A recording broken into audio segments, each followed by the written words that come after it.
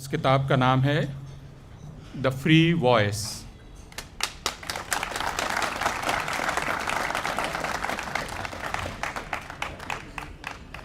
भारत में अभयारण्य हैं, आप जानते हैं, अभयारण्य या संरक्षित जगहें जहां शेरों को, बाघों को, काले हिरण को रखा जाता है क्योंकि वे दुर्लभ हैं और नहीं मिलते हैं। तो फ्री वॉइस भी एक दुर्लभ प्रजाति में जा रही है, लेकिन इसके लिए अभयारण्य बनाने की आवश्यकता नहीं है। इसके लिए जनतंत्र को और भी ज़्यादा विस्तृत करने की ज़रूरत है, तभी ये बच सकता है। तो और जैसा रवि सिंह ने अपने आरंभिक वक्तव्य में और रवीश की किताब से उद्धरण पढ़ के बतलाया कि यह काम 5वें साल नहीं होता है, हर 5वें साल नहीं होता है। यह काम हर घंटे करना पड़ता है, हर वक्त करना पड़ता है। बर्तोल्ट ब्रेख्त की जो कविता है इंसाफ को लेकर, जिसमें वे कहते हैं कि जैसे रोटी ज़रूरी है वैसे ही इंसाफ ज़रूरी है मेरे लिए, उसमें इंसाफ की जगह आप जनतंत्र भी रख सकते हैं और आप स्वतंत्र मत को भी रख सकते हैं। यानी यह नहीं है कि स्वतंत्र मत या जनतंत्र जब अवसर होगा, जब सुविधा होगी, जब सहूलियत होगी, तब हम उसका इस्तेमाल करेंगे और तब तक हम खुद को बचा लें। क्योंकि एक ख्याल यह है कि हमें इस दौर में खुद को बचा लेना चाहिए ताकि जब जनतंत्र इस्तेमाल करने की ज़रूरत हो तो हम जिंदा रहें। लेकिन हमारा कहना यह है कि अगर आपने खुद को बचाने के लिए जनतंत्र को स्थगित किया या स्वतंत्र आवाज़ को स्थगित किया तो ना जनतंत्र आएगा ना आप रहेंगे। स्वतंत्र आवाज़ की बात तो अलग की चीज़ है।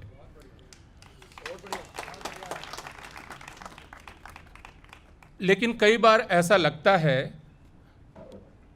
कि यह काम करना कुछ लोगों का पेशा है और बाकी लोग उनसे चाहते हैं कि वे उनकी तरफ से यह काम करें। तो यह कहा जाता है कि आप तो साहब बहुत बहादुर हैं, आप वीर हैं और आप बोल लेते हैं और आपका बहुत बहुत धन्यवाद। लेकिन मेरा कहना यह है और हम सब का कहना यह है, और मेरे ख्याल में रवीश अपनी इस किताब में यही कह रहे हैं कि आपकी आवाज़ का प्रतिनिधि और कोई नहीं हो सकता आपके अलावा।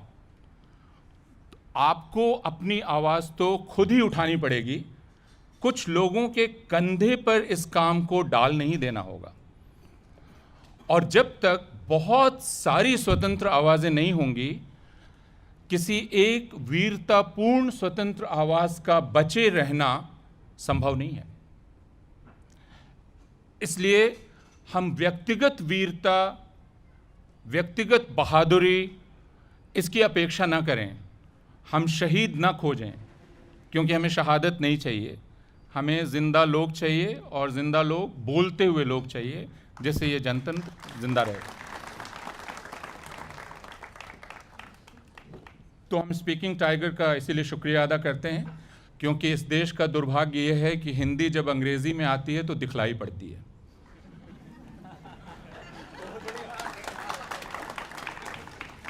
बहुत पहले हिंदी के एक बहुत बड़े लेखक, और उनको मैं हिंदी का क्यों कह रहा हूँ, भारत के और दुनिया के बहुत बड़े लेखक सच्चिदानंद हीरानंद वात्स्यायन अज्ञेय ने लिखा था कि हिंदी में लिखना ही जोखिम का काम है, क्योंकि हिंदी में लिखने का मतलब है गुम हो जाना।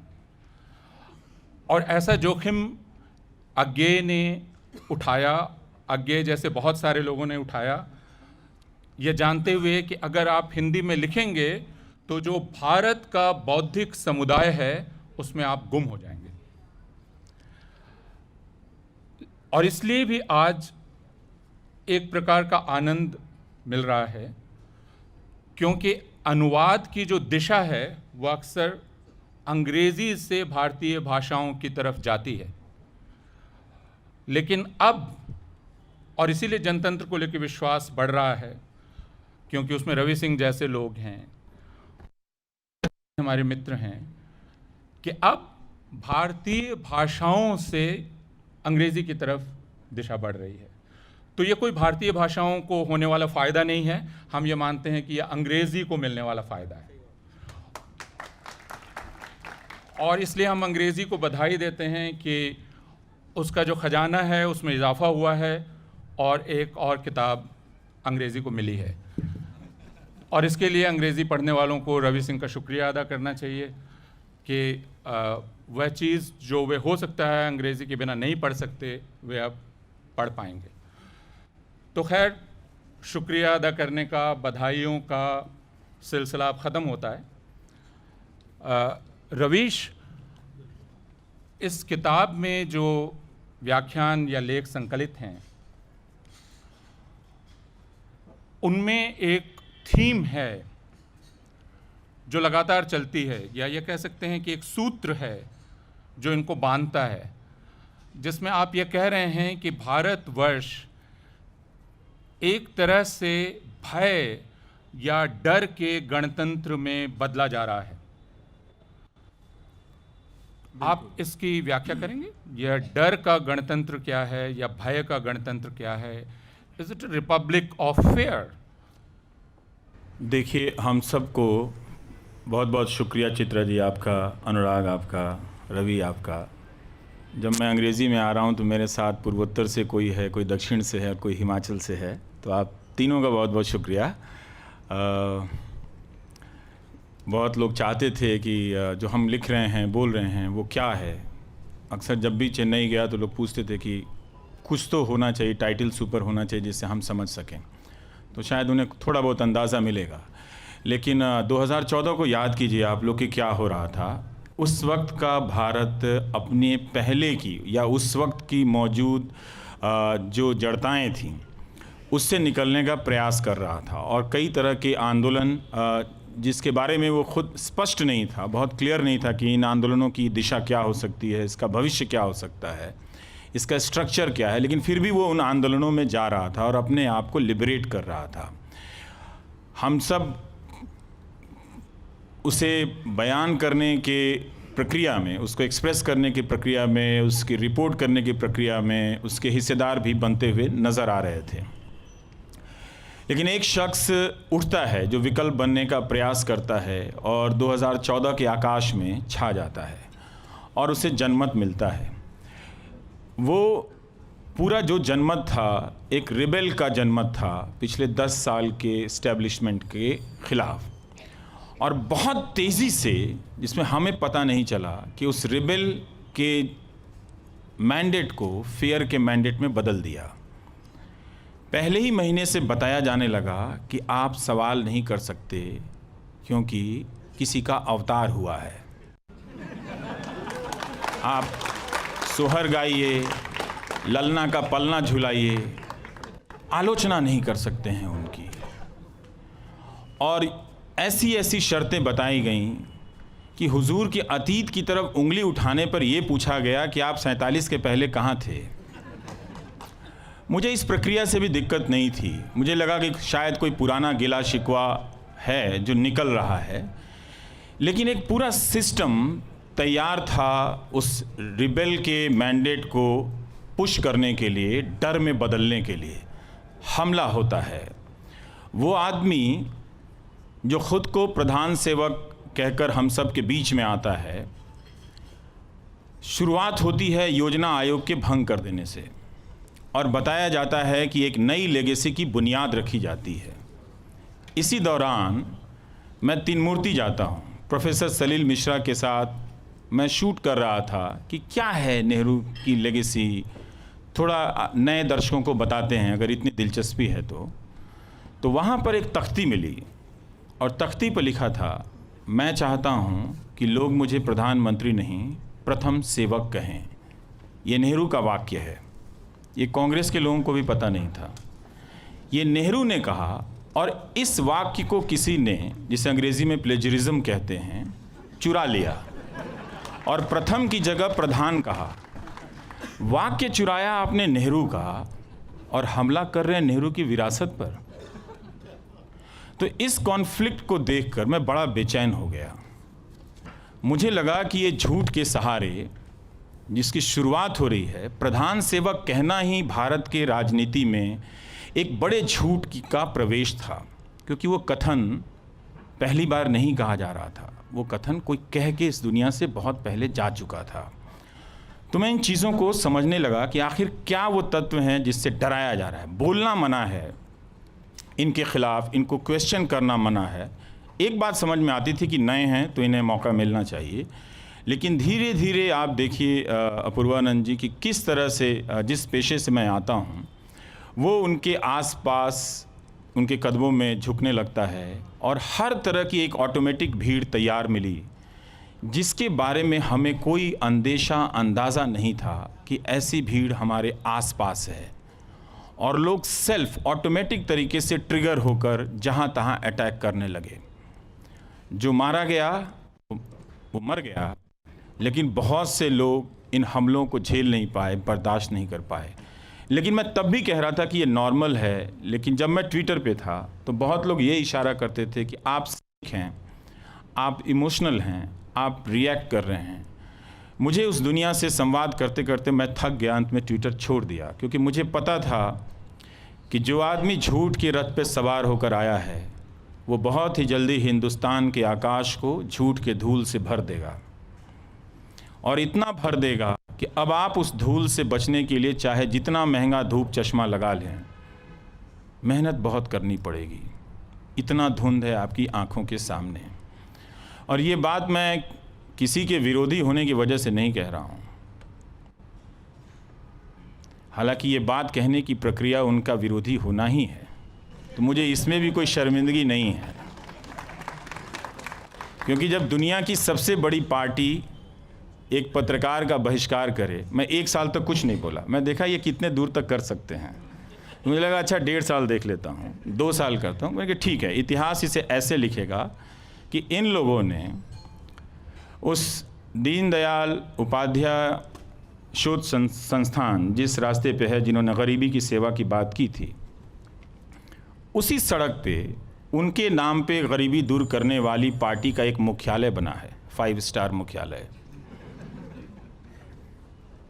और प्रोसेस देखिए कहाँ पर पहुँचा है कि पहले सवाल करने वालों को आइसोलेट किया गया, डराया गया, और अब उस पार्टी के लिए जीने मरने वाले मधुबनी, मोतिहारी, नीमच, सीकर में जो कार्यकर्ता हैं भाजपा के, वही वंचित हैं इस सुख से कि वो दफ्तर कैसा है। गरीबों की सेवा करने वाली पार्टी का जो दफ्तर है वो इनकम टैक्स में जो पैसा जमा किया गया है उससे ज़्यादा की रकम का है या कम की रकम का है, 1300 करोड़ का है कि 2600 करोड़ का है कि 400 करोड़ का है। ये बात वहाँ जाने वाले कई पत्रकार वहाँ गए, लेकिन लौट के किसी ने नहीं बताया। तो जो कार्यकर्ता थे और जो समर्थक पत्रकार, जिन्हें मैं गोदी मीडिया कहता हूँ, अंग्रेज़ी में से आप एम्बेडेड कह सकते हैं, उन लोगों ने भी वो तस्वीर नहीं बताई, अंदर का हाल नहीं बताया। तो अंत में ये प्रक्रिया देखिए कि जिस झूठ से शुरू हुई थी प्रक्रिया, वो इनके समर्थकों को ही इतना कमज़ोर कर गई कि उनकी आंखें कितनी तरस रही होंगी। हम भी तो देखें वो दफ्तर अंदर से कैसा है, जहाँ अध्यक्ष जी बैठते हैं वो कैसा है। मान लीजिए स्विमिंग पूल नहीं है, लेकिन उसके बाद भी तो विलासिता हो सकती है। तो हम इस हद तक डर की इस सीमा तक पहुंच गए हैं कि एक मुख्यालय के अंदर की स्थिति भी रिपोर्ट नहीं कर सकते। तो ये हमने एक आदमी का शौक पूरा करने के लिए इतना कुछ गंवा दिया, और ताकि इतना कुछ हमें मिले जो हमने गंवाया है वो हमें मिले, इसके लिए हज़ारों लाखों की संख्या में लोग 100 साल लड़े हैं। न जाने कितने फांसी पे चढ़े और कितने सेलुलर में तड़प के मर गए, और कितना भागते हुए सेलुलर की यातना से समुद्र में डूब के मर गए। जो माफ़ी मांग के आ गए वो अलग बात है। तो ये जो डर था, आप बैलेंस करो। डर के खिलाफ बोलो तो कहते थे आप बैलेंस करो, आपने तब नहीं बोला। फिर मुझे लगा कि ये सामान्य बात नहीं है, मैं सिनिक नहीं हूँ और मैं इमोशनली रिएक्ट नहीं कर रहा हूँ। मैं अंग्रेज़ी में एक शब्द लोग इस्तेमाल करते थे कि आप बहुत जल्दी पर्टर्ब्ड हो जाते हैं। मैं पर्टर्ब नहीं हो रहा था, मैं देख रहा था कि सिस्टम एक जिस पे वो बैठे हैं और जो हमारी सोसाइटी जिससे हम लोग मिलकर सिस्टम बनाते हैं, एक नॉर्म बनाते हैं, इसमें कुछ बदला जा रहा है और बदला इस तरह से जा रहा है, उसकी रफ्तार इतनी तेज़ थी कि अगर आप कुछ कहने के लिए 2019 या उस झूठ को अपनी आंखों से देखने के लिए 2022 या 24 तक ज़िंदा रहना चाहते हैं, मैं उतना इंतज़ार नहीं करना चाहता था। मुझे लगा कि इसको अभी का अभी सामने का सामने बोलना चाहिए। कोई बात नहीं, वो मेरे कार्यक्रम में नहीं आते हैं, वो अच्छी बात है, वो दूसरे टेलीविज़न चैनल में जाकर उनके प्रवक्ता प्रैक्टिस कर रहे हैं, तो कभी ना कभी आएंगे वो, या हम गायब हो जाएंगे, हम इतिहास से गायब हो जाएंगे। जैसे बहुत सारे संपादकों को गायब किया गया है, हम हो जाएंगे। लेकिन क्या आप रवीश कुमार का इतिहास इस हद तक गायब कर सकते हैं कि दुनिया की सबसे बड़ी पार्टी और 21 राज्यों में हुकूमत करने वाली पार्टी ने उस पत्रकार का बहिष्कार किया और उस पत्रकार ने पलट के भी नहीं पूछा कब आओगे? तो इतना तो दर्ज करा दिया हूं, बाकी जो किताब लिखी है वो आपके सामने है। जो रवीश आप कह रहे हैं कि एक आदमी का शौक़ पूरा करने के लिए अगर हम ज़रा सख्ती से खुद को देखें और हम कुछ और पीछे चले जाएं, यानी 2002 के बाद के हिंदुस्तान को देखना शुरू करें। 2002 के बाद मैंने भारत के कई संपादकों को देखा, टीवी एंकर्स को देखा, जिन्हें हम इज़्ज़त के साथ अभी भी देखते हैं और जो अखबारों में अभी भी कॉलम लिखते हैं और जो फ्री स्पीच की बात करते हैं और ठीक ही करते हैं। लेकिन मैंने एक छटपटाहट उनमें देखी और वो छटपटाहट ये थी कि वे गुजरात के तत्कालीन मुख्यमंत्री के पीछे कैमरा लेकर दौड़ रहे हैं कि मेहरबानी करके 2002 के लिए एक बार आप सॉरी कह दीजिए। मैंने ऐसे इंटरव्यूज़ देखे हैं और मैंने ऐसे इंटरव्यू पढ़े हैं जिसमें उनको ये सुझाया जा रहा है कि आप एक बार फिर सिर्फ सॉरी कह दें, बात ख़त्म हो जाती है। लेकिन वह शख्स इतनी भी मेहरबानी नहीं करता है। उसके बाद वे ये कहने लगते हैं कि कोई बात नहीं, पुरानी बातों को भूल जाना चाहिए और इस आदमी में जो दूसरी संभावनाएं हैं उन संभावनाओं को देखना चाहिए और भारतवर्ष के लिए उनका इस्तेमाल करना चाहिए। तो मैं यह जानना चाहता हूँ कि क्या वह आदमी आया और हमें धोखा देकर चढ़ गया, या दरअसल हमारे भीतर एक ऐसे आदमी को लाने की इच्छा बहुत पहले से दबी हुई थी और हमने उस आदमी को खोज निकाला और उसे हिंदुस्तान के ऊपर बिठा दिया। तो ये हिंदुस्तान के भीतर, और किसी को बुरा न लगे लेकिन ये मैं कहना चाहूँगा कि एक बहुसंख्यकवादी इच्छा भारतवर्ष में थी कि एक ऐसा शख्स आना चाहिए और हमारा शासन इस तरह स्थापित होना चाहिए।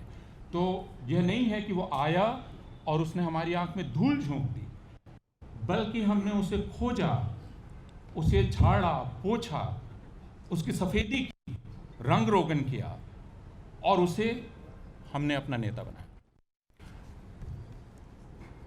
उन संपादकों की नज़र से, क्योंकि वो बहुत पहले से अपनी पीठ पर किसी का कैरी बैग लेकर चल रहे थे, उनके लिए ये स्वाभाविक था कि जो आया है इतने मैंडेट से बहुत लोग बहुत बार बहुत राज्यों में आए हैं, कोई नई बात नहीं। जो मैंडेट 1984 का था उससे तो आधा ही था ये, लेकिन उस मैंडेट के आगे वो ढांचा जिस तरह से पीछे से तैयार था और हम एक विकल्पहीन आंदोलन की तरफ बढ़ रहे थे और उसमें संभावनाएं देख रहे थे बिना उसके विकल्प की पूर्व सूचना के या पूर्व तैयारी के, तो हमें धोखा तो खाना था।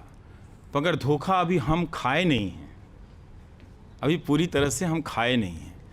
जिस तरह से हमारे आदरणीय प्रधानमंत्री ने झूठ को भारत की राजनीति में लेजिटिमाइज किया है, वो अप्रत्याशित है। राजनेता अपनी प्रवृत्ति में झूठ बोलते हैं, सब कोई बोलता है, इधर उधर बोलते हैं, लेकिन ऑर्गेनाइज तरीके से झूठ बोलना, इसका श्रेय इनको जाना चाहिए। और झुके हम, हाँ, आप फेक न्यूज़ के जनक वही हैं, और कौन है? अगर आप नेहरू का प्रथम सेवक को कॉपी करके उसका वर्ड बदल के प्रधान सेवक कर दें, रिन साबुन की जगह रिम साबुन बेच दें चांदनी चौक में, तो रिम साबुन तो नकल ही कही जाएगी ना।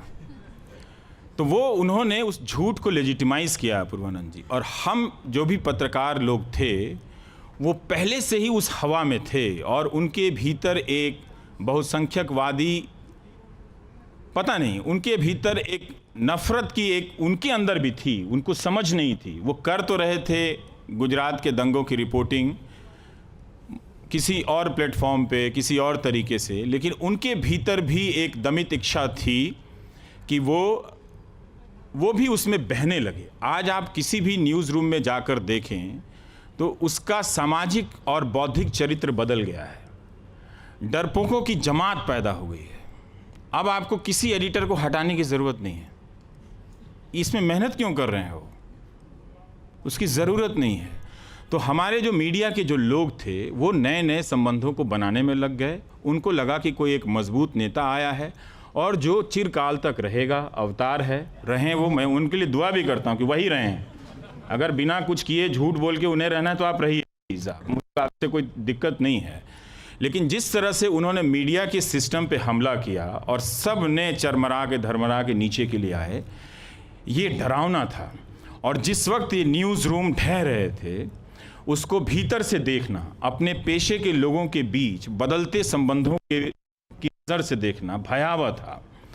अगर इस दौर में भी, उस स्थिति में भी अगर आपकी मानसिक स्थिति पर कोई असर नहीं पड़ रहा है तो आप उन्हीं के जैसे हैं, तभी असर नहीं पड़ रहा। अगर आप उनके जैसे नहीं हुए हैं तो आपको पर्टर्ब होना चाहिए, आपको सिनिक भी होना चाहिए, आपको इमोशनल भी होना चाहिए कि ये क्या हो रहा है, कि उनकी किसी बात पे कोई क्वेश्चन नहीं कर रहा था। और जब उनकी किसी बात पे क्वेश्चन नहीं कर रहा था तब मुझे लगा कि ये प्रेम भी नहीं है। पहले लोगों ने बताया कि वोटर का नेता से प्रेम है। प्रेम नहीं है। प्रेम में आप शिकायतें करते हैं। कृष्ण और सुदामा का देख लीजिए, उन दोनों की दोस्ती में भी देखिए कितनी उलाहनाएं हैं, है ना। राधा और कृष्ण में भी देखिए कितनी उलाहनाएं हैं। लेकिन यहाँ प्रेम नहीं था, भय था। और वो उस डर को सब अपने अपने घर से लंच बॉक्स में लाते थे, न्यूज़ रूम में खोलते थे। एक रोटी भय का आप लीजिए, एक आलू परवल भय के साथ आप खाइए। और हम रोज़ उस डरने को लंच में जाते जाते डिनर में इतना वो डर कंज्यूम कर चुके होते थे कि रात को शो में जाने से पहले हाथ पांव कांप रहे होते थे कि हुजूर कहीं नाराज़ ना हो जाए। और चूंकि उन्होंने एक भीड़ तैयार कर दी थी जो ऑटोमेटिक, उसको अब कुछ नहीं करना। अब देखिए, अब कहीं भी हिंसा होगी तो किसी हुजूर के कुर्ते पे दाग नहीं आएगा। अगर वो सूट महंगा है तो बदल जाएगा, मगर कुर्ते पे दाग नहीं आएगा। क्यों? क्योंकि वो भीड़ है, और उस भीड़ का कोई किसी पार्टी से, उस पार्टी से भी सीधा नाता नहीं है सदस्यों के तौर पे, जिससे हम लोग कभी स्थापित करने का प्रयास करते हैं। तो वो भीड़ बन गई, और वो चारों तरफ ये भीड़ पार्क है पूर्वानंद जी, आज भी पार्क है।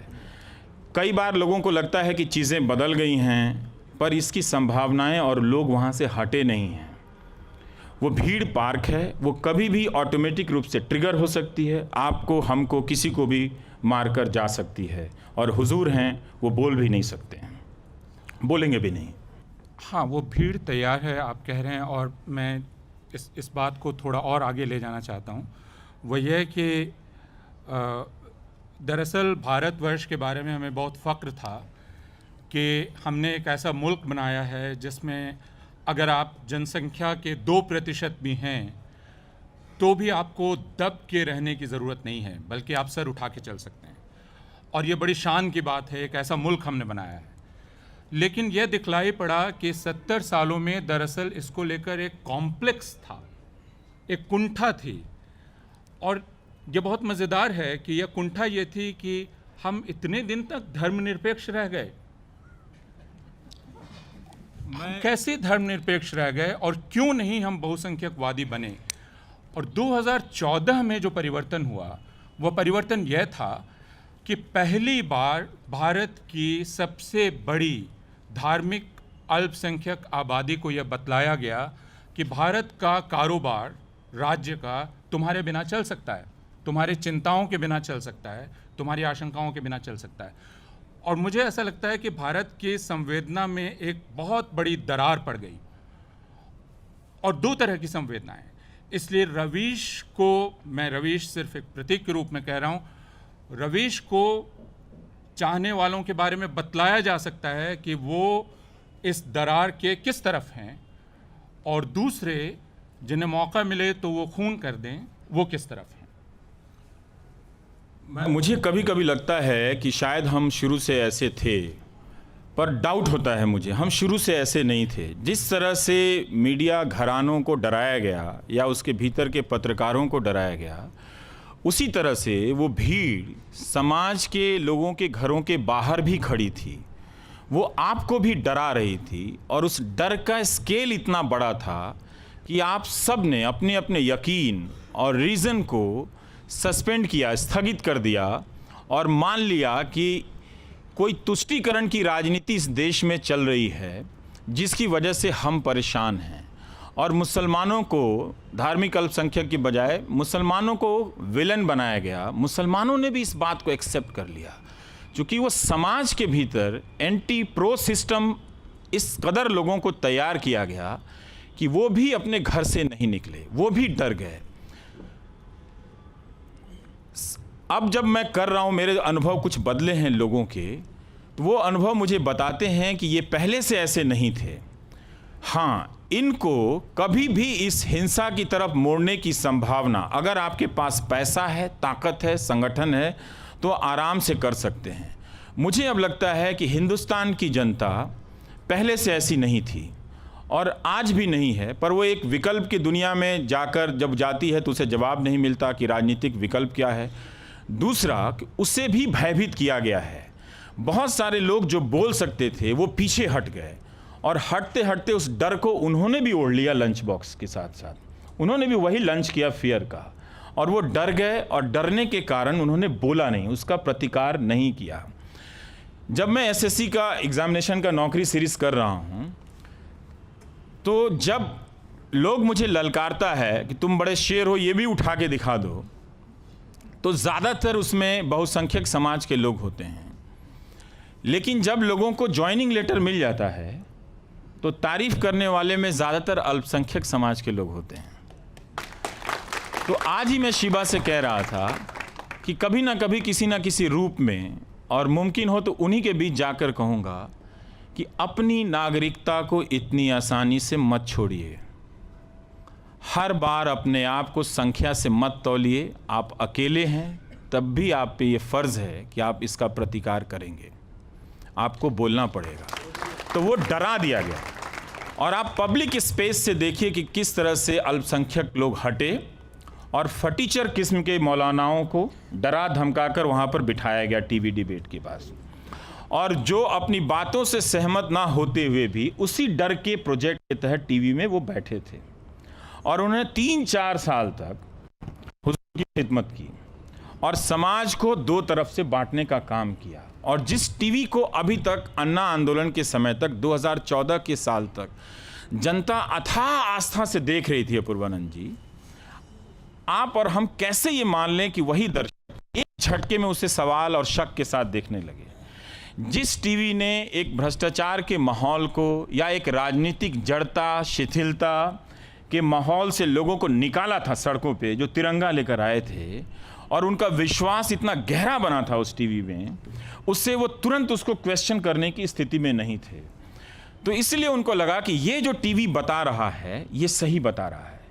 ये जो कैराना को लेकर अफवाह फैला रहा है, मेरठ में किसी धर्म परिवर्तन को लेकर अफवाह फैला रहा है, वो सही बतला रहा है, और लोग उसकी चपेट में जाते चले गए। आपको याद होगा कि मैंने जब ब्लैक स्क्रीन किया था तो उसमें एक लाइन था, टीवी को टीबी हो गया है। तो जिस तरह से प्रधानमंत्री ने, अब मैं नहीं कहता कि उन्होंने मुझे ही प्लेजराइज किया, पर नेहरू को तो कर ही सकते थे वो, तो प्रथम सेवक को प्रधान सेवक बदला। तो उन्होंने अभी एक बयान दिया, टीवी ठीक नहीं हो सकता है, टीबी ठीक हो जाएगा।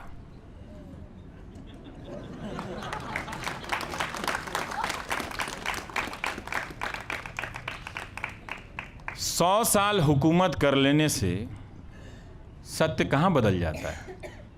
नहीं बदलता है ना। आप कह रहे हैं, हिंदुस्तान के आप प्रधानमंत्री हैं, आप कह रहे हैं टीवी नहीं बदलेगा, सब कुछ तो आप ही के हाथ में है, तो आप सच बोल दे रहे हो। आपको पता है टीवी क्यों नहीं बदलेगा, तो आप टीवी और टीबी का राइम बना रहे हैं, तो राइम बना लीजिए, अच्छा लगता है, नर्सरी में चलता है। क्योंकि अभी भी हम लोग डेमोक्रेसी के नर्सरी में हैं। हमने ठीक से अपने आप को प्रैक्टिस नहीं किया। पिछले 70 सालों में हमें डेमोक्रेटिक होना नहीं सिखाया गया, क्योंकि हमारी ऐसी ऐतिहासिक मजबूरियां थीं कि हम अपने डेमोक्रेटिक एस्पिरेशंस को, जो पीछे बहुत छूटे हुए जो समाज थे, उनके आगे आने की प्रक्रिया से एक्सप्रेस कर रहे थे। वो ठीक था, सिंबॉलिकली ठीक था, लेकिन फिर भी हम डेमोक्रेटिक होने की तैयारी नहीं की हमने। वो बहुत ज़्यादा सीरियस मुझे लगता है, और यही वजह थी कि मुझे लगता है कि हम नर्सरी में हैं। कोई भी नेता बहुत आसानी से पटना घटना राइम मिला के राज कर सकता है हमारे ऊपर, और हमें किसी और दिशा में मोड़ सकता है।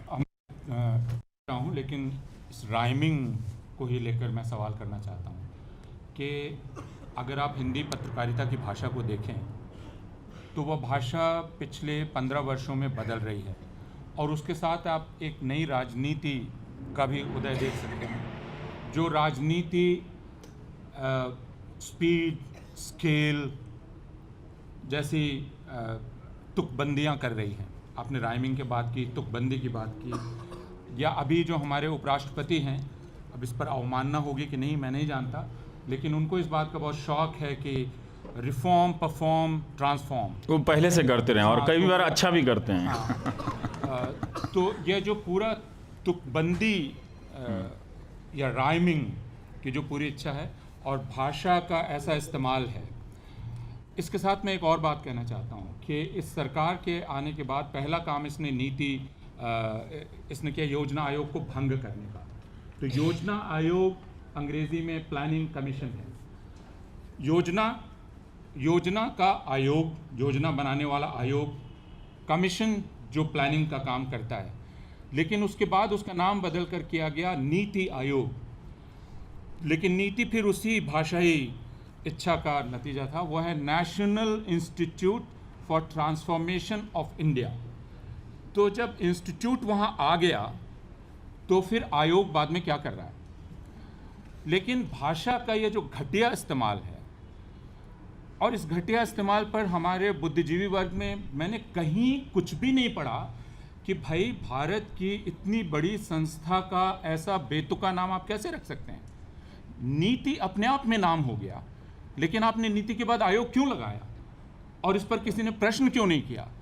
लेकिन उसके बाद जब मैंने ये देखा कि भारत के सारे विश्वविद्यालयों ने, भारत के सारे अखबारों ने और भारत के सारे संपादकों ने विकलांग की जगह दिव्यांग लिखना शुरू कर दिया, तब मुझे समझ में आ गया कि हम दरअसल इसी के लायक थे। क्योंकि दिव्यांग लिखने से ज़्यादा धोखेबाजी और कुछ हो नहीं सकती है। तो यह जो भाषा का इस्तेमाल है, जो टेलीविज़न की पत्रकारिता में भी हो रहा था, लेकिन बाकी जगह भी, और यह पार्टी इस तरह का इस्तेमाल करने में माहिर है, इसके बारे में आप क्या कहेंगे? इसकी तो शुरू में बहुत लोग, देखिए हमारे बुद्धिजीवियों ने बहुत कॉम्प्रोमाइज़ किया, बहुत ज़्यादा, और बताते हैं कि वो पहले से करते चले आ रहे हैं, पर वो खैर वो पहले की बात की है। हम जिस समय को देख रहे हैं उसी के साक्षी हैं। उन लोगों ने भी तारीफ़ की श्रृंखला शुरू हुई कि बड़े लैंग्वेज में स्मार्ट हैं, नए नए क्वाइन करते हैं, ये देखिए राज आ गया है। और उनको ध्यान ही नहीं रहा कि उस प्रशंसा काल के दौरान कि इस तरह के बहुत सारे स्मार्ट, स्किल, मुद्रा, APY, ये सब बहुत तरह के राइम गढ़े गए, और उनका अब पता नहीं है। अब वो स्मार्ट सिटी का नाम नहीं लेते हैं, अब वो स्किल इंडिया का नाम नहीं लेते हैं। मंत्री भी बना था कोई स्किल इंडिया का, उसको हटा दिया उन्होंने। इन सब का वो नाम नहीं लेते हैं। तो ये भाषा के स्तर पर खेल हो रहा था। पर सिर्फ बुद्धिजीवियों की चुप्पी नहीं, जो चुप्पी समाज में फैली, उससे मैं डिस्टर्ब हो गया कि जनादेश मिला था उनको नई व्यवस्था बनाने के लिए। हाँ, वो नया स्लोगन बनाने लगे व्यवस्था की जगह। चलिए ठीक है, अगर आप नई व्यवस्था को नए स्लोगन से रिप्रेजेंट करना चाहते हैं, वो स्वागत योग्य है। लेकिन उन नए स्लोगन के पीछे तो व्यवस्था दिखाई नहीं देती, ना नई ना पुरानी। पुरानी वाली तो गायब हो चुकी है और नई भी व्यवस्था नहीं है। तो हम सब उसको स्वीकार करते चले गए, क्योंकि हम 4 साल से भय के लोकतंत्र में हैं। इसे आप कहीं के मैंडेट से, कहीं के चुनाव हो जाने से आप नहीं इक्वेट कर सकते, ना ही इसको आप निगेट कर सकते हैं। आज भी बोलना खतरे का काम है। अगर नहीं भी है तो जिस तरह से समाज से निकल के लोग आकर मना करते हैं कि बहुत हो गया, नहीं बोलना चाहिए, मैं कहता हूं कि इसी को दर्ज कराने के लिए बोलना चाहिए लोगों। मैं जब कॉलेज में जाता हूं तो मैं कहता अगर आप प्रधानमंत्री को बहुत प्यार करते हैं, तब भी आपका एक फ़र्ज़ लोकतंत्र के लिए भी है, तो तब भी आप उस प्यार के साथ साथ उनकी आलोचना भी लिखिए। देखिए आपके साथ क्या होता है। उन सब सिस्टम को गायब किया गया हमारी चेतना से, बोलने के साहस से और लिखने बोलने की प्रक्रिया से। लोग मिल नहीं रहे थे, तस्वीरें नहीं खिंचा रहे थे कि आपके साथ तस्वीर खिंचा लें, आईटी सेल वाले वायरल कर देंगे। तो हम सब तरह तरह के नए नए भय हमें दिए गए, सामाजिक बदनामी के। बहुत सारे टीवी चैनल तैयार हैं कि अगर आप कुछ बोलें तो आपको एक खलनायक और भारत विरोधी गद्दार के रूप में आपको तुरंत पेश करके घंटों चलाया जा सकता है, आपके नर्व पे हमला किया जा सकता है। टिक गए तो टिक गए, वरना बाईपास की स्थिति सुविधा आ ही जाती है बहुतों की। तो ये डराया गया। लेकिन इस डर से आप कहें क्या मैं नहीं डरा? मैं भी डरा। उस भयावह माहौल को बहादुर कहा जाता है। उस प्रक्रिया में लोगों ने देखा। जब मैं धीरे धीरे इंच बोलना शुरू किया, मुझे लगा कि नहीं, ये नहीं हो सकता है, इतना नहीं ले सकता मैं इस डर को कि कहीं जा रहे हैं उनकी रैली में तो कोई कॉलर पकड़ ले रहा है, कोई घेर ले रहा है कि आप इनका विरोध क्यों करते हैं, और धक्का देते देते किनारे दीवार में सटा दे रहा है। इनका विरोध, ये खुद ही 10 लोगों का विरोध करते हैं, तो इनका विरोध क्यों नहीं होगा? इनकी सुबह शाम तो विरोध करने से होती है। आपने कभी इनका विरोधी दल की तारीफ सुनी है इनके मुंह से? नहीं सुनी होगी। तो विरोध तो सामान्य प्रक्रिया है। और इस हद तक हम पहुंच गए हैं डर के लोकतंत्र में कि लोग अब प्रदर्शन करते हैं तो उसमें भी निष्ठा दिखाते हैं कि अवतार पुरुष हमारी तरफ देख लें तो हमारे दुखों का निदान कर देंगे। इससे लोकतंत्र का चरित्र बदल रहा है। लोकतंत्र में जब प्रदर्शन हो तो आप अपने आप को उसके खिलाफ खड़े करते हैं, तो सीधा सीधा आपको जिंदाबाद मुर्दाबाद के नारे लगाने चाहिए। तो मैं भी बहुत डरा हुआ था। जब मैं भी घर से निकलता था तो वो डर का लंच बॉक्स मेरे साथ भी चलता था। यहाँ नहीं जाना है, वहाँ नहीं जाना है, यहाँ नहीं जाना है। धीरे धीरे मैंने भी बोलना शुरू किया। मैं नहीं कहता कि मैं बहादुर हूँ। आप इस किताब में मैंने लिखा है कि बचपन में, और हमारी पत्नी यहाँ पर और हमारी दोस्त हैं, उनको अच्छी तरह से पता है, 2 दोस्त हैं हमारे यहाँ पे, कि मैं कितना बहादुर हूँ। तो उन दोनों को पता है। लेकिन इन चीज़ मुझे भी हैरानी होती है कि मैं शाम के वक्त बेल के पेड़ से बिना दौड़े और बजरंगबली हनुमान चालीसा पढ़े तो निकल ही नहीं सकता था। हनुमान चालीसा पूरा पढ़ सकते हैं? पूरा अब नहीं पढ़ सकता, अब तो छोड़ दिया। अब हनुमान जी की ज़रूरत नहीं है। अब मुरारी बापू ने कहा वो संगीत के आचार्य हैं, तो मुझे लगता है कि हाँ, संगीत के बहाने मैं उनको ज़रूर याद करना चाहूँगा कि वो संगीत वीणा है उनके हाथ में। आप जाएंगे मुरारी बापू के आश्रम में तो वीणा लिए हुए हैं हनुमान जी, गदा नहीं है। तो वो भयभीत हुए हैं हम, ऐसी बात नहीं है। बहुत जगह नहीं भी गए हैं उस डर की वजह से, लेकिन बहुत जगह गए हैं उस डर को ओवरकम करने के लिए। तो धीरे धीरे इस प्रोसेस में बोलना शुरू किया, लिखना शुरू किया। जैसे कल ही मैंने लिखा, हे राजनीतिक पत्रकारों, तनिक 5 स्टार होटल की कथा भी तो कहो। कितने दिन की शांति थी उसके बारे में। तो इंच देखिए, कहने की का जो संघर्ष है वो रोज़ का संघर्ष है। कुछ ना कहने की हार भी आपको स्वीकार करनी पड़ेगी और कहने की जीत का भी आपको स्वागत करना पड़ेगा। पूरी लड़ाई आप हमेशा नहीं जीत सकते, ना खुद से ना बाहर वालों से। तो इसीलिए मैं इस बात पे जोर देता हूं कि लोकतंत्र में अगर आप हैं तो आप रोज़ उसका अभ्यास करें। आप रोज़ किसी ना किसी पर सवाल करें, रोज़ किसी ना किसी, और जिसके पास अकूत सत्ता है, जिसे लगता है कि इसे चुनौती नहीं दी जा सकती, तो उसे सारा काम छोड़ के उसे चुनौती दें। ये इसलिए नहीं कि उसे ख़त्म कर दें आप, इसलिए कि इस प्रक्रिया में आप लोकतंत्र और उसमें अपने भरोसे को बनाए रखते हैं। तो मैं लिखता गया और देखता समझता गया बहुत जगह जाते हुए, तो अंत में इस नतीजे पे पहुंचा कि हमारा जो ग्रेट रिपब्लिक ऑफ इंडिया था, उसके एक बड़े हिस्से में एक रोबो रिपब्लिक बन चुका है। ये जो रोबो रिपब्लिक है जिसकी आप बात कर रहे हैं, पिछले कुछ वर्षों में ऐसा दिखलाई पड़ा है कि लोग अपने आप को अलग अलग माध्यमों से जाहिर करते हैं, जैसे व्हाट्सएप और दूसरे माध्यमों से, और उसमें आप अक्सर चुटकुले शेयर करते हुए लोगों को देखते होंगे या अक्सर कार्टून शेयर करते हुए देखते हैं। और ऐसा कहा जाता है कि देखिए, जब इस तरह की एक सत्ता आती है तो लोग हास्य के ज़रिए विरोध करते हैं।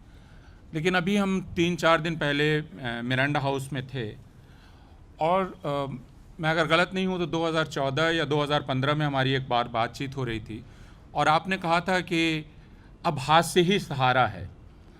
लेकिन वहाँ से 2018 में आप यहाँ पहुँचे हैं, जब आप कहते हैं कि नहीं, हास्य और व्यंग्य की शरण लेकर असली विरोध करने के कार्य से बचिए मत। बिल्कुल, ये मैंने संशोधन किया, क्योंकि उस वक्त लोग सुन ही नहीं रहे थे। बोल तो रहे थे हम, मगर कोई सुन नहीं रहा था। मुझे लगा कि अगर वो भाषा के साथ खिलवाड़ कर रहे हैं तो उतनी ख़राब हिंदी तो हम भी पढ़ के आए हैं, तो ट्राई करते हैं। पर लेकिन सीरियसली इसमें मैंने संशोधन किया, और ये बात सही है कि मैं आप पर भी दबाव डाल रहा था कि हम सबको अपनी भाषा को थोड़ा और हल्का बनाना चाहिए। लेकिन अब मुझे ये समझ में आया है कि democracy is a serious business. अगर आप इसे लतीफ़ा में बदलेंगे और इसे ज़रूरत से ज़्यादा लतीफ़े से एक्सप्रेस करेंगे, तो इसका मतलब ये है कि आप अपनी सिटीजनरी को जोक में बदल रहे हैं। आप खुद ही उसके जोक का रिफ्लेक्शन बन रहे हैं। जो ट्रंप है और जो ट्रंप के जो सपोर्टर हैं, वो दोनों एक दूसरे के रिफ्लेक्शन हैं। तो अब मुझे शक होता है कि दो बड़ा मौका आया। एक, जब उन्होंने पकौड़ा ग्रंथ लिखा, नोबेल मिलना चाहिए था, किसी ने दिया नहीं। तो रवि सिंह अगर ट्रांसलेट कर दें इंग्लिश में तो ज़रूर मिल जाएगा। ये बहुत बड़ा अर्थशास्त्र का सिद्धांत है कि पकौड़ा बेचना भी रोज़गार है। तो पकौड़ा बेचने का मामला आया, तो उस मामले में एक ऐसे वक्त में जब हिंदुस्तान में बेरोज़गारी बेतहाशा है और बेरोज़गारी गुस्से का प्रतीक है। आप पुरानी फिल्में, अब तो जावेद अख्तर वैसी फिल्में नहीं लिखते हैं, अगर उनकी पुरानी फिल्में देखें तो बेरोज़गारी गुस्से का प्रतीक है। लेकिन हम सब ने, आपने भी, हमने भी उस पूरे गुस्से को जोक में बदल दिया, और जो बेरोज़गार थे, जो सड़क पर उतरे और प्रोटेस्ट कर रहे थे, वो भी पकौड़ा तलने लगे, और वो भी अपने आप को मजाक में बदलने लगे। इसका अनुपात इतना बढ़ गया कि धीरे धीरे उन्होंने जितना मजाक नहीं किया था, उससे ज़्यादा हम मजाक करने लगे एक दूसरे के साथ पकौड़ा को लेकर। तो जब भी इस तरह का नीरव मोदी का जब प्रसंग आया, उस प्रसंग में भी उस पूरे गुस्से को, जहां सिस्टम को लेकर सख्त सवाल होने चाहिए थे नागरिक समाज अपनी किसी अज्ञात बोरियत से उबरने के लिए उसे लतीफ़ों में एक्सप्रेस करने लगा। तब मुझे लगा कि इसका कोई दबाव नहीं बन रहा है। सीधी बात है कि 2014 से पहले रामलीला मैदान में 1 लाख लोग जमा हैं और झंडा लेकर नारे लगा रहे हैं गुस्से में। उसके असर की कल्पना कीजिए, और 2018 में रामलीला में 1 लाख लोग जमा हैं और जोक शेयर कर रहे हैं सरकार के खिलाफ। तो उसके असर की कल्पना कीजिए, तो आपको पता चलेगा कि अखबार में एक कार्टूनिस्ट का होना तो ठीक है, बहुत ज़रूरी भी है, लेकिन अगर सब कार्टूनिस्ट बन जाएंगे तो अखबार जो है वो हुजूर का डोरमेट बन जाएगा, पायदान। लेकिन आप कह रहे हैं 2014 में लोग बहुत गुस्से में थे। मैं सिर्फ याद दिलाना चाहूँगा जिनको 2011 की याद होगी रामलीला मैदान की, कि वहाँ उपवास का एक बहुत बड़ा उत्सव चल रहा था, और ये भारतवर्ष में पहली बार हुआ। इसी दिल्ली में 13 जनवरी 1948 से 17 जनवरी 1948 तक 78 साल के एक बूढ़े ने उपवास किया, और पूरी दुनिया में हाहाकार मच गया। उसी दिल्ली में रामलीला मैदान में स्टेज लगाकर उपवास का एक बहुत बड़ा उत्सव किया गया, और उस उपवास को कंज्यूम करने वाली एक बहुत बड़ी आबादी उस स्टेज के चारों तरफ तिरंगा लगाकर घूम रही थी। और उस उपवास को जारी रखने के लिए नौजवान आंदोलनकारियों का एक दल था जो कह रहा था कि यह उपवास जनतंत्र के लिए चलते रहना चाहिए। तो यह जो प्रोटेस्ट को कंज्यूम करने की और एक आनंददायी प्रोटेस्ट बनाने की, पहली बार मुझे लगा कि यह बहुत अश्लील है जो कुछ रामलीला मैदान में हो रहा है, कि आप उपवास का उत्सव कर रहे हैं। एक व्यक्ति, मालूम नहीं कि वो क्या कर रहा था, क्योंकि लालू यादव ने संसद में सिर्फ ये पूछ दिया, जिसके चलते लोग बहुत नाराज़ हुए। लालू यादव ने कहा कि भाई इतना बूढ़ा आदमी इतने दिन उपवास करके टनाटन दौड़ रहा है, तो हमें पूछना चाहिए कि किस चक्के का आटा खाता है। इस पर लोग बहुत नाराज़ हो गए उनसे। लेकिन मैं ये कहना चाहता हूँ कि वह कौन सी जनता थी जो चाहती थी कि उसके लिए उपवास जारी रहे, और वह जो तिरंगा यात्रा 2018 में हम देख रहे हैं, उसकी शुरुआत क्या 2011 में दैत्याकार तिरंगा झंडों से नहीं हुई थी? उसी से हुई थी। उसके दो अब पीछे हट के उसकी समीक्षा हम लोग भी उसे संभावनाओं से देखते थे, पर अब मुझे लगता है कि मास मीडिया का जिस तरह से एक्सपोज़र हुआ था और उसके लिए एक कंज्यूम करने के लिए एक आंदोलन वहाँ पर आया, हम उसे समझने के लिए तैयार नहीं थे और ना ही हमारी वैसी क्षमता थी। तो एक इवेंट आता है हमारी डेमोक्रेसी में, पहले भी डेमोक्रेसी में इवेंट आए हैं, पर इस स्केल का इवेंट नहीं आया। दूसरा, वो आंदोलन फेक तो था, मतलब अगर आप कितनी दिशाओं में वो टूट के भटक गया, इस लिहाज से आप उसे कह सकते हैं कि वो फेक भी था। मगर वो बताता है उपवास कि गांधी होने की इच्छा अभी भी इस हिंदुस्तान में है। गोडसे के मंदिर आप बना लीजिए कि गांधी के होने जैसा और गांधी के आंदोलन में शामिल होने की इच्छा वो 2018 में भी है, और किसी न किसी साल में आप उस स्केल में देखेंगे कि आपको यकीन नहीं होगा कि मोहनदास करमचंद गांधी 1947 के पहले थे या 2018 के बाद आए।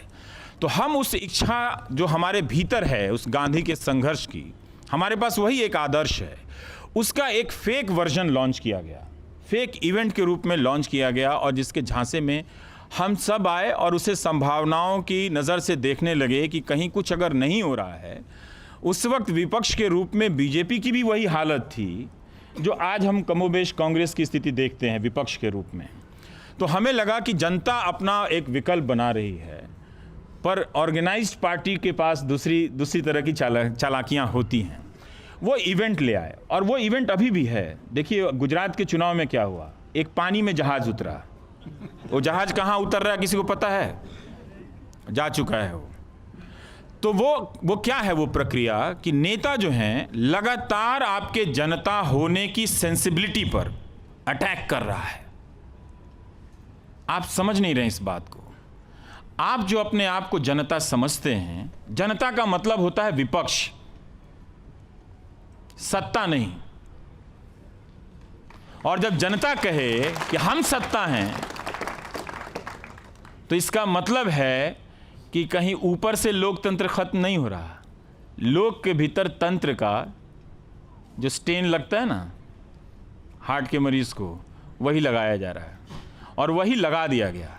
तो जो जनता थी उसकी सेंसिबिलिटी पर, संवेदनशीलता पर यह हमला है कि आप उसकी नाराज़गी को टैकल करने के लिए या भटकाने के लिए पानी में एक जहाज़ उतार देते हैं, और पूरा टीवी चैनल उस पर पागल हो जाता है। आप 5 दिनों के भीतर जोखिम उठाते हैं और एक तीव्र रफ्तार से नर्मदा का पानी मध्य प्रदेश से गुजरात पहुंचा देते हैं, और चुनाव खत्म होते होते आप कहते हैं कि अब पानी नहीं मिलेगा, क्योंकि तब आपने इवेंट रचा। इसीलिए मैं कहता हूं कि आप सही कहते हैं कि आपको बोलना बहुत ज़रूरी है। आप किसी पार्टी का, किसी नेता का इंतज़ार मत कीजिए। आप ही हैं और आप ही इस समय के साक्षी हैं। अगर आप नहीं बोलेंगे तो इस तरह के और इवेंट आने वाले हैं। 2018 से लेकर मई 19 के बीच इतना झूठ बोला जाएगा जितना भारत की पूरी सभ्यता की यात्रा में नहीं बोला गया होगा। आपको अंदाज़ा नहीं है कि झूठ बोलने के इतने तरीके आएंगे कि आप उसका पर्दाफाश करते करते हाँफ के उसके आगे सरेंडर कर देंगे कि ये झूठ ही सत्य है। तो इसलिए मैं कहता हूं कि उन्होंने राजनीति में झूठ को लेजिटिमाइज किया है। वो दुनिया के सबसे अमीर गरीब नेता हैं। वो जब अपने आप को गरीब कहलाते हैं तो करोड़ों की रैली होती है, एलईडी स्क्रीन लगाकर हेलीकॉप्टर से आकर गरीब की तरह लॉन्च करते हैं। उसमें गरीब का कुछ भी एलिमेंट नहीं होता सिवाय उनके दावे के। तो इसीलिए मैं कहता हूं कि लोकतांत्रिक अगर हम नहीं बनेंगे, ये व्यवस्था हम पे किसी ने तोहफे में दी है।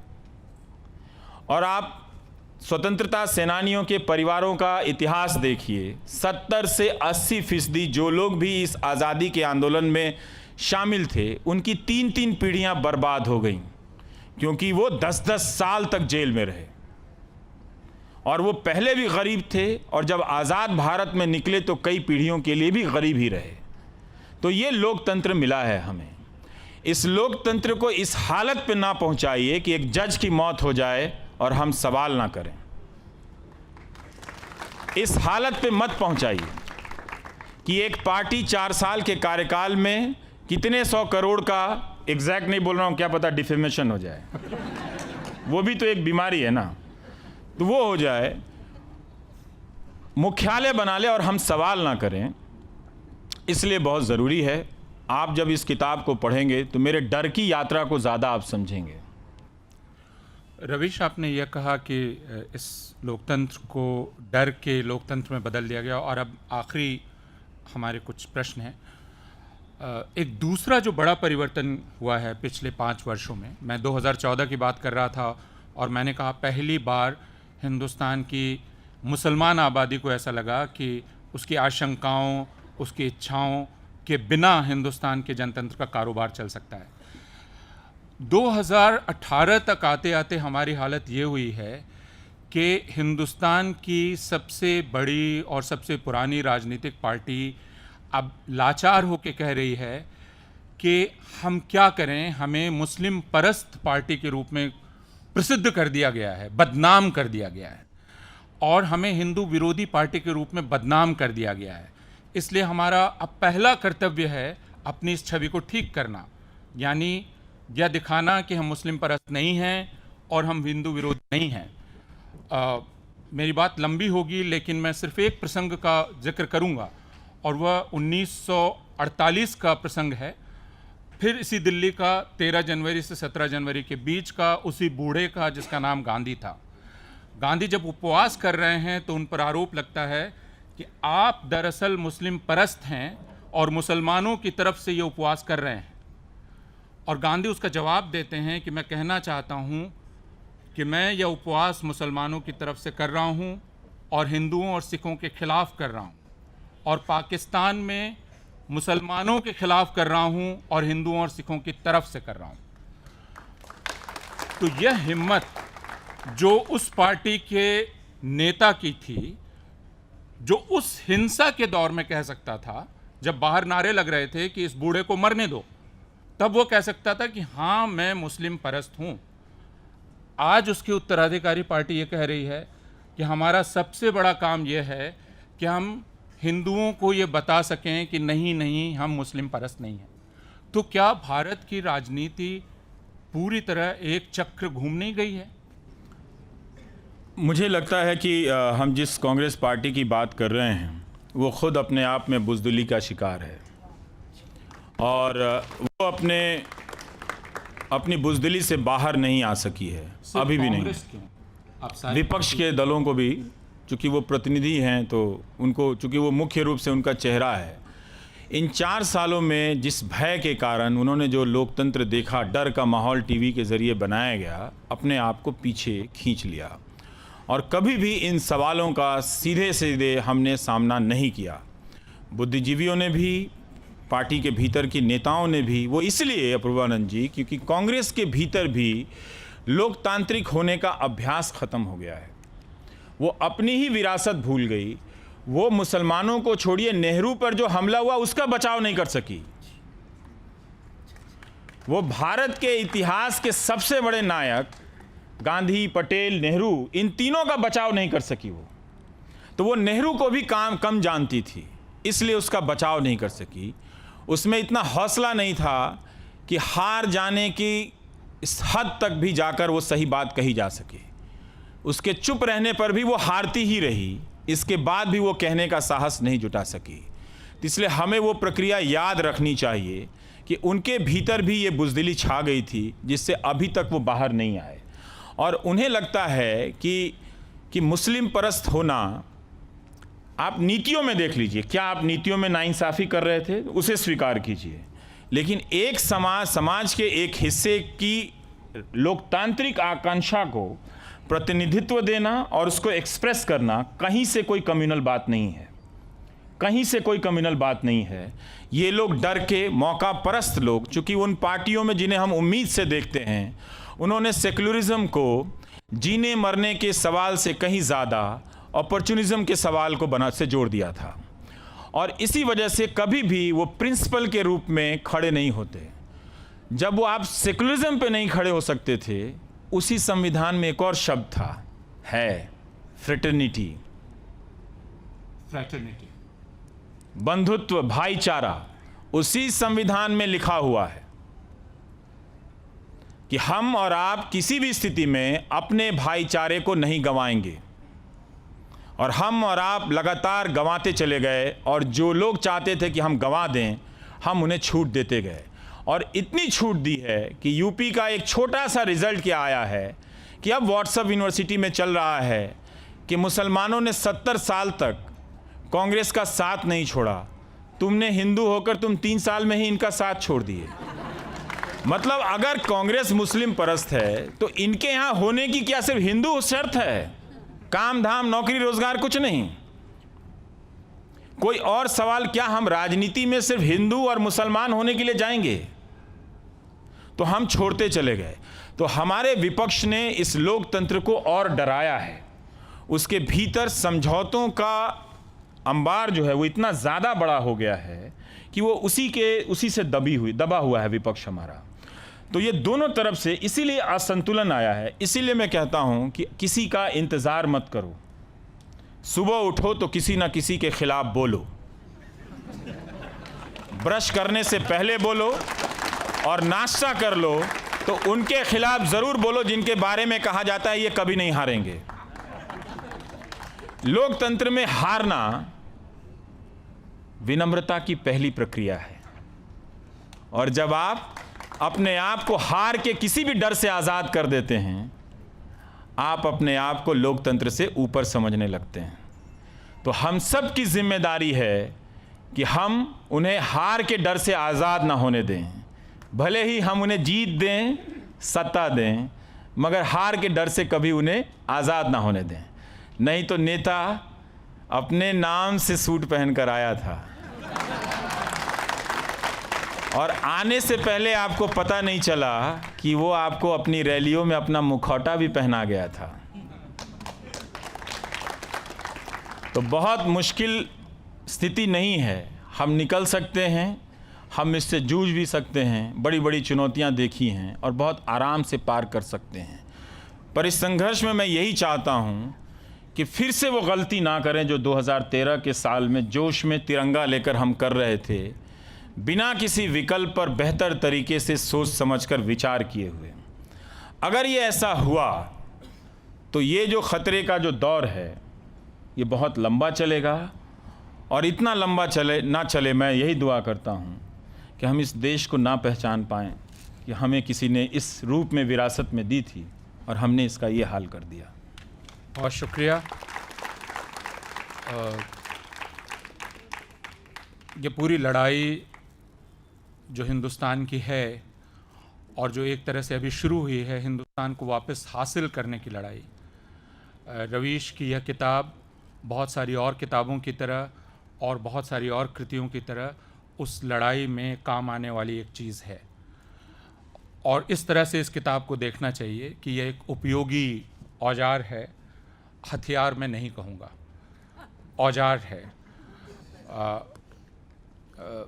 लेकिन यह जो पूरी लड़ाई है यह दरअसल हिंदुस्तान में न सिर्फ हिंदुस्तान के वास्तविक चरित्र को वापस हासिल करने की है, बल्कि अपने चेहरों को भी वापस हासिल करने की है जिनके ऊपर एक मुखौटा डाल दिया गया। हमें यह बताना है कि हम सब अलग अलग लोग हैं, हम सब की अलग अलग आवाज़ है, हमारी अलग अलग शख्सियत है, हमारा अलग अलग वजूद है, और हमें एक रंग में रंगा नहीं जा सकता, और हमारे गले से एक ही नारा नहीं निकलवाया जा सकता। तिरंगे का डर दिखा के भी नहीं।